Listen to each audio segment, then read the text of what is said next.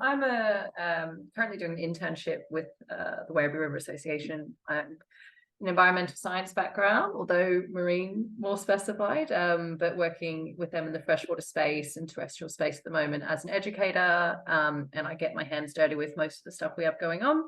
And I'm also a self-proclaimed crazy cat lady. I have rescued, foster failed 3 times in a row. I used to foster birds as well and grown up with dogs and cats and birds. And yeah, now I just have my cats. So I've got my first foster fail on the bottom left there, which is Sadie. She's from Gauze. And then the top 2 on the right are the ones that are still with us. That's Dexy and Dime. They're around the same age, but not related. And then we've got a fat cat in Tokyo at a cat cafe here in the middle. And then Penny also in the middle there, who was a foster that we had very, very briefly. She was the 4th one I brought home and was not spoken to for 24 hours. So she went to a rescue. So we're here to talk today about roaming cats versus indoor cats and what responsible cat ownership means to, I guess, us. And we reflect some of the Wyndham City Council's views as well with what that is. Anyway, so roaming cats versus indoor cats. It's a big emotional and sometimes taboo topic with people, and always an interesting conversation to have with fellow cat people, as there is a divide even within that community. Then, of course, there's people who don't quite fancy cats at all and are a hard no with cats being outdoors. And it's historically, so I'm talking 12,000 years ago, cats were domesticated as predators of rodents and lived near human habitations during the first farming settlements. But it's been a while since then, and one of my favorite statements from people who let their cats roam is this one, that cats are roaming animals. While this is true, we are not in the plains of Africa or the jungles of the Amazon or the boreal forests of North America. However, when we talk about our cats, we are talking about present-day felines, domestic cats like Dexy here on the right, who, yeah, that's her at 5 weeks. So moving on. So this always comes up to when people say, oh, my cat needs to roam. It's like, well, dogs used to roam when they were wolves, but we don't let them roam, wandering free and unsupervised. So yeah, as someone who I personally am for 24/7 cat on your own property vibes, or walk them on a lead or whatever else. But yeah, I actually have had a few encounters here in Werribee. Like I watched my neighbour's cat kill a bird on my deck this morning, which was really, or try to kill it anyway. But anyway, moving on. So like a lot of things in history, things change, society changes, new knowledge is obtained. For examples, using dogs again, we put them on a lead when we walk them, or we train our animals to suit our lives. If we look at this issue from an environmental impact perspective, roaming cats undoubtedly have a huge impact on the Australian environment.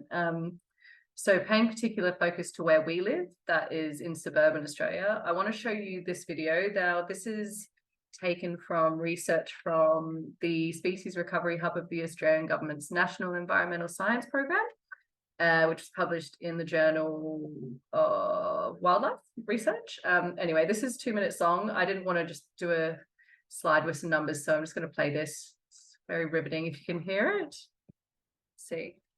Are you guys able to hear that? Oh, the music doesn't matter.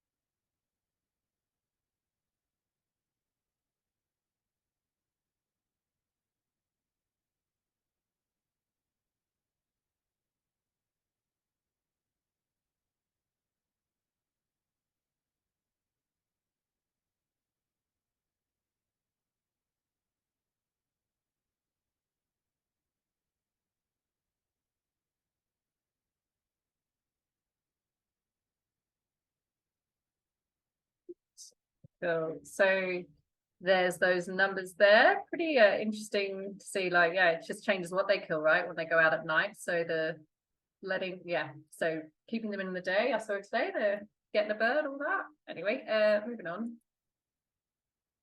So a lot of people might even say my cat doesn't hunt. They wouldn't hurt a fly, but unless you're following your cat around 24/7, you're not going to know that, are you? And I mean, this is 5-week-old Dexy with a brush-tailed possum hand puppet, and the video is actually very scary, which I can't find at the moment. But as most issues relating to introduced species, humans are to blame. So it is our responsibility to care for our domesticated cats. Which brings me to the next part of my presentation, which is what is responsible cat ownership? So owners that are responsible for their cats, we often think, oh, they're registered, they do sex, they've got their cat microchipped. And then maybe we forget this thing as a cat owner, or some people may, is the impact that their cat has on members of their community, other animals, and your local council. So pressures of, pounds being overflowing with cats, having to kill more than they can rehome. It's like pretty devastating sort of stuff. So the RSPCA has a definition of a responsible cat owner, which is owners that take full responsibility for the welfare of their cats, which means keeping your cat at home to protect wildlife. And with this, your cat is more likely to be protected from injury and disease itself. Now, what we think, sorry, I've already said that. So moving on to that. So next thing we think of, what do cats really want? That's also a very important question. So, one must assume that those who choose to own pets seek a loving and beneficial relationship between both, or in my case, multiple parties. So let's speak to this. So like any good relationship, everyone has wants and needs for that relationship to work. There are many reasons people choose cats as a pet, such as their independence, the fact that they're quite clean animals, they're pretty chill, and often, in other words, low maintenance are used. Words like low maintenance are used, sorry. So let's talk about what do cats want. They want to be cats. So they want to act how cats act. They want to scratch, they want to chew, they want to bite, they want to eat, sleep, toilet, repeat, climb, perch, chase, stalk, pounce, lick, and clean. So these are all things that you can help facilitate. If you're someone that lets your cats outdoors, you probably don't even get to see it half the time because they're doing it out there. But these are things that they need, like especially the scratching. It's always a big thing for cats. So let's talk cat enrichment. Cat enrichment equals a happy cat. Now, cats technically can't smile, so when we say how we feel, we mean how they feel inside and how we see them act, I guess. So, scratching, providing plenty of scratching posts with different surfaces such as cardboard, sisal-covered posts, or real bark-covered logs will encourage cats' natural behaviour to maintain their claws. I have 3 cats and I have 5 scratching posts in my house. Yes, they do use the scratching post. Occasionally, they will still get my couch, but it's theirs now. So that's just how it is. Climbing and perching. So as you can see here, these are all different setups that people have. They're pretty trendy. The one on the right is a DIY Bunnings one you can do yourself, I believe. So having somewhere high for your cat to watch the world, preferably somewhere near a window, or as cat owners might call it, cat TV. They can see everything from there. They sit there, they chatter, they watch the birds, and safely behind that window, which is really good. So the pouncing, stalking, and chasing. Laser pointers are great for this, but always with a reward, because they can get quite frustrated if they don't get what they need, what they're hunting. I recommend multiple cats myself. Rescues, there's thousands of cats that need homes, and they keep each other quite entertained, especially these 2 younger cats. They're quite funny, and Sadie in the back will punch them at breakfast time, and then usually they all sleep together. And cats and tech. We give our kids iPads, so why not the cat? YouTube has plenty of cat games and stuff on there for your cat now. They can hunt mice and fish and birds, and my cats can watch it for hours. So, it's mad that they get so engaged. And then bringing the outdoors inside. So a lot of plants are very toxic to cats, but there are a few. These are just 3 examples. Bunnings has a list, and doing a bit of research online, finding out what's not toxic to cats is a good way to know, like, bringing nature inside, because cats like a bit of greenery as well. And then obviously you've got catnip, which they like to have a nibble on as well. And then our next one, or put the indoors, outdoors, the catio. This is something that's being built quite commonly now. And you can do it big or small. This is a pretty extreme example. Someone's put a lot of time and possibly money into this setup. And maybe a lot of people don't have the luxury, especially if you're a renter, to have something so big. But this is something I think Elaine and I spoke about, is there a way that council can help people build something like this, or have an expo where they show them how to build it, like at a reasonable cost and stuff. So yeah, patios are great enrichment places. You've got wired or netted shell over a framework that is fully enclosed for cats to feel more connected to the outdoors without being outside in the environment causing harm to wildlife.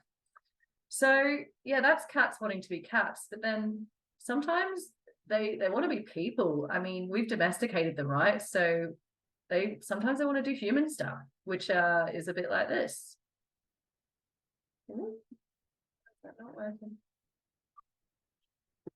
Big loves country music. So Netflix and chill. Big loves country music. Sometimes they want to bake cookies.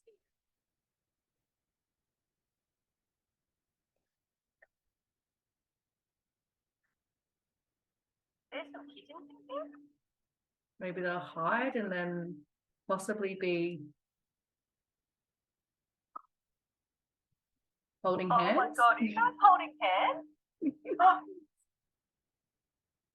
Sometimes they want to give you a high five, or just do some cleaning for the day.